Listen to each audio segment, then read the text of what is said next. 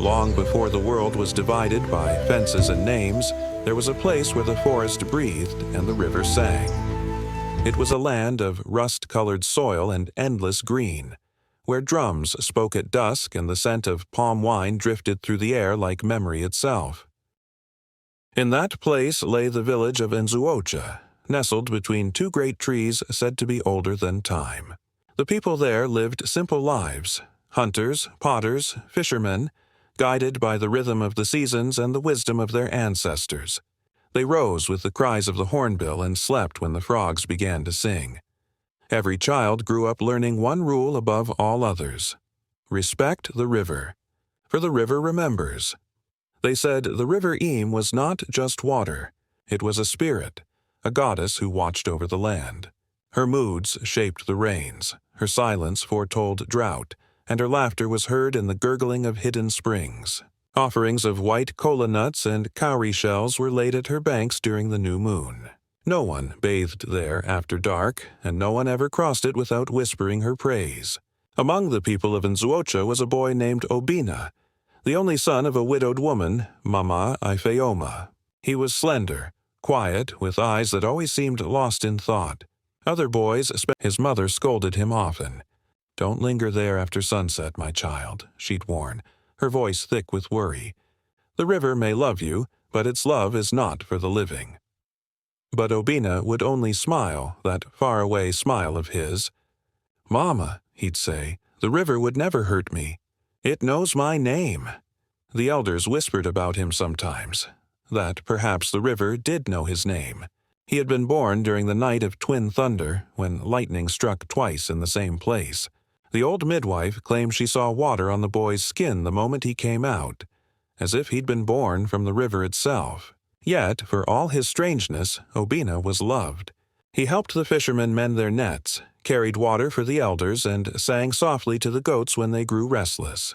Life in Nzuocha flowed as gently as the river Eme, steady, predictable. But that year, something changed. It began with the rains. They came late, too late. The yam fields cracked, the wells dried to mud, and even the frogs grew silent. The air itself felt different, heavy, watchful. The elders gathered beneath the sacred tree to consult the diviner.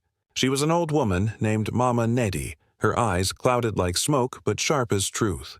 After hours of chanting and throwing cowries, she spoke in a trembling voice. "The river is angry. Someone has taken what was promised." Her words hung in the air like thunder before a storm. The villagers exchanged frightened glances, each wondering who had broken the ancient pact. But no one confessed. That night, the river rose higher than it ever had before, though no rain had fallen. It crept close to the huts, whispering against the walls like a living thing. Some claimed they heard laughter, a woman's laughter, deep and echoing, rolling through the mist. Mama Ifeoma woke to find her son missing. His mat was cold, his sandals gone. Panic gripped her heart as she ran barefoot to the river's edge, and there, in the pale light of dawn, she saw them. Footprints, small, familiar, leading down into the water. And beside them, the imprint of another set, slender, delicate, almost like a woman's, but not quite human. From that morning onward, nothing was the same. Fishermen refused to cast their nets. The children no longer played near the riverbank, and every evening, just as the first stars began to bloom in the sky, a soft humming drifted from the water, the tune of an old lullaby. Mama Ifeoma wept and prayed, lighting palm oil lamps by the river's edge, but deep inside she knew the truth. Obina had not been taken by force. He had gone willingly. One evening, fisherman Okachukwu stood alone by the river, mending his torn net. The water was calm, too calm, and when he glanced down, he saw it, a pale face staring back beside his own reflection. Eyes that glowed faintly, lips curved in a smile too still, too knowing. He dropped his net and fled, never to fish again. One night, Mama Ifeoma dreamed she stood in the river herself. The water glowed with silver light, and there before her was Obina, smiling, calm, surrounded by shimmering waves. Behind him rose a vast shape, the river goddess, her eyes sorrowful yet proud. When Mama Ifeoma reached out, the water pulled her gently back, whispering, "He is home." At midnight, as thunder rolled over Nzuocha, Amadi, the village's brave youth, stood at the edge of the river, clutching an offering gourd. Lightning split the sky as he called to the goddess to return the boy. The water churned and rose, and from its depths the goddess appeared, radiant, immense. Between them stood Obina, his form shimmering like moonlight on waves. A blinding light consumed them all, the storm roaring, water surging high. Obina reached out to Amadi, their hands meeting for a heartbeat before the light swallowed everything.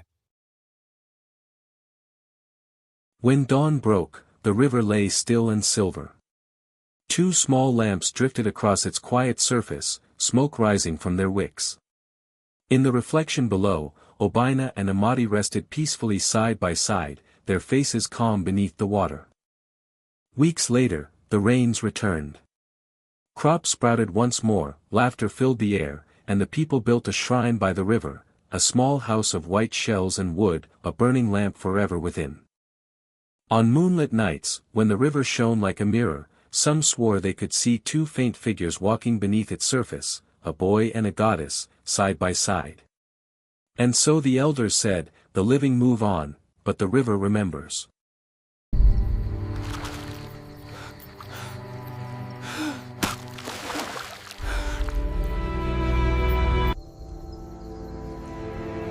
The living move on, but the river remembers.